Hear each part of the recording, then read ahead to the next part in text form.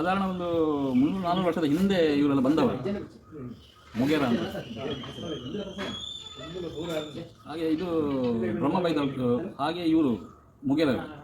ಬ್ರಹ್ಮಗೈದಳ್ಕರು ಅಂದರೆ ಕೋಟಿ ಚೆನ್ನೈ, ಇವರು ಅಣ್ಣ ಸಂಬಂಧ, ಭಾವ ಮುಗೇರ ಅಂದರೆ. ಇವರನ್ನು ದೇವಿ ಬೈದತ್ತಿ ಸಾಕಿದ್ವಿ.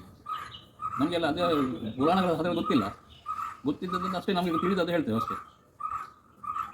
ಹಾಗಾಗಿ ಇವರಿಗೆ ಏನಾದರೂ ಕಾರ್ಯಕ್ರಮ ನಡೆಯಬೇಕಿದ್ದರೂ ಪೂಜಾರಿಗಳು ಅಂದರೆ ಕೊಡುವಂಥ ಒಂದು ಸಂಪ್ರದಾಯ ಅದೆಲ್ಲ ನಮ್ಮ ಮನೆಯಲ್ಲೇ ನಡೆಯುವುದು ಜಾತ್ರೆಯ ದಿವಸ. ಇದು ಕೊರಗಜ್ಜಂದು ಹಾಗೆ. ಕೊರಗಜ್ಜಂದು ನಮ್ಮ ಬಿಲ್ಲವ ಜಾತಿಯ ಹೆಂಗಸು ಸಾಕಿದ್ದು. ಆನಂತರ ಕದ್ರಿ ದೇವಸ್ಥಾನಕ್ಕೆ ಕೊಡುವಂಥ ಹರಕೆಯನ್ನು ಅವ ಅಲ್ಲಿ ಕದ್ರಿಗೆ ಕರ್ಕೊಂಡು ಹೋಗಿ ಹಾಕಲಿಕ್ಕೆ ಹೋಗ್ತಾನೆ. ಹಾಕ್ಲಿಕ್ಕೆ ಹೋಗುವಾಗ ಅಲ್ಲಿ ಸಂಪ್ರದಾಯ ಪ್ರಕಾರ ಒಳಗೆ ಹೋಗಲಿಕ್ಕೆ ಬಿಡುವುದಿಲ್ಲ. ಆವಾಗ ಅವ ಒಂದು ಸಂಕಲ್ಪ ಮಾಡ್ತಾನೆ, ದೇವರನ್ನು ನೆನೆಸ್ಕೊಂಡು ನನ್ನಲ್ಲಿ ಸತ್ಯವಂತ ಇದ್ದರೆ ತಲೆಯಲ್ಲಿದ್ದಂಥ ನನ್ನ ಭಾರವನ್ನು ಹೋಗಿ ನಿಮ್ಮ ಪಾದಕ್ಕೆ ಬೀಳಿಸ್ತೇನೆ ಅಂತ ಅಲ್ಲಿಂದ ಎತ್ತಿ ಬಿಸಾಡ್ತಾನೆ. ಅದು ಹೋಗಿ ಕದ್ರಿ ದೇವರ ಮಂಜುನಾಥನವರ ಪಾದಕ್ಕೆ ಬೀಳ್ತದೆ. ಆವಾಗ ಅವರಿಗೆ ಆಶ್ಚರ್ಯ ಆಗ್ತದೆ, ಹೌದು ಏನು ಮಾಡೋದಿಲ್ಲ ಅದನ್ನು ಬಿಟ್ಬಿಡ್ತಾನೆ. ಅವ ಹಾಕಿದಂಥ ಇದೊಂದು ಸಂದರ್ಭದಲ್ಲಿ ಏನೋ ಒಂದು ಲಿಂಬೆ ಹಣ್ಣಿನ ಮರ ಇರ್ತದೆ ದೇವಸ್ಥಾನದ ಹತ್ರ. ಆ ಹಣ್ಣನ್ನು ಕೊಯ್ಯಬೇಕು, ನನಗೆ ಉಪ್ಪಿನಕಾಯಿ ಅಂದರೆ ಪ್ರೀತಿ ಅಂತ ಹೇಳಿ ಆ ಮರಕ್ಕೆ ಹತ್ತಿ ಕೊಯ್ದು ಹೋಗ್ತಾನೆ. ಕೊಯ್ಯುವಾಗ ದೇವಸ್ಥಾನದ ಅದು ಅಂದರೆ ಮುಗಿಲಿಗೆ ತಾಗ್ತದೆ ಅವನ ಕಾಲು. ಆವಾಗ ಅಲ್ಲಿ ದೇವರುಗಳೆಲ್ಲ ಒಬ್ಬತ್ತಾಗಿ ಅವನನ್ನು ಮಾಯ ಮಾಡುವಂಥ ಪರಿಸ್ಥಿತಿ ಬರ್ತದೆ.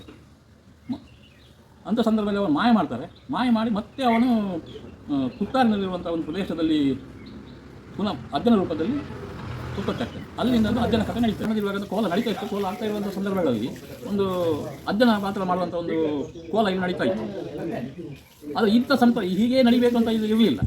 ಆವಾಗ ಏನೋ ಒಂದು ಅವಘಡ ಆಗಿದ್ದಂಥ ಸಂದರ್ಭದಲ್ಲಿ ಪ್ರಶ್ನೆ ಹಾಕುವಾಗ ಇದು ನೀವು ಮಾಡೋದು ಹಾಗಲ್ಲ, ಅವ ಕುಕ್ಕಲ್ಲಿ ಬಂದಂಥ ಕೊರಗಜ್ಜ ಅವನನ್ನು ಯಾವ ರೀತಿ ನೀವು ಆರಾಧನೆ ಮಾಡಬೇಕು ಅಲ್ಲಿ ಹೋಗಿ ತಿಳ್ಕೋಬೇಕು ಅಂತ ಹೇಳ್ತಾನೆ. ಹಾಗೆ ಮತ್ತೆ ಇಲ್ಲಿ ಅವನನ್ನು ಪ್ರತಿಷ್ಠಾಪನೆ ಮಾಡಿ ಅವರಿಗೆ ಬೇಕಾದಂಥ ಯಾವುದು ಇದು ಬೇಕೋ ಅದನ್ನೆಲ್ಲ ಇಲ್ಲಿ ನಾವು ಮಾಡೋದು. ಅದಂದರೆ ಅವನಿಗೆ ಅಡಿಯಲ್ಲಿ ಬಳಸುವಂಥ ಕ್ರಮ ಅಂದರೆ ಅವನಿಗೆ ಅಕ್ಕಿದು ಕುಚ್ಚಲಕ್ಕಿದು ಊಟ, ಅದಕ್ಕೆ ಬಸಳೆ ಮತ್ತು ಹುರುಳಿ ಪದಾರ್ಥ, ಒಣಮೀನು ಮತ್ತು ಹಸಿ ಮೀನು, ಕೋಳಿ ಸುಕ್ಕ ಇದನ್ನೆಲ್ಲ ಮಾಡಿ ಅವನಿಗೆ ತಾಯಿಯಾದ ನಮ್ಮ ತಾಯಿ ಅಂದರೆ ನನ್ನ ತಾಯಿ ಅಥವಾ ನಮ್ಮ ಜಾತಿಯವ ಅಲ್ಲಿ ನಮ್ಮ ಮನೆ ಅಂಗಳದಲ್ಲಿ ಬಳಸಬೇಕು. ಬಳಸುವಂಥ ಸಂದರ್ಭದಲ್ಲಿ ಅವ ತನ್ನ ಎಲ್ಲ ಕಥೆಗಳನ್ನು ಅವ ಊಟ ಮಾಡೋದು ಅಂತ ಹೇಳ್ತಾನೆ.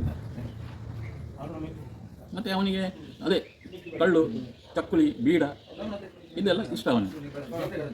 ಅದಕ್ಕೆ ನಾವೀಗ ಸೇವೆಯನ್ನು ಮಾಡ್ತಾ ಇರ್ತೇವೆ.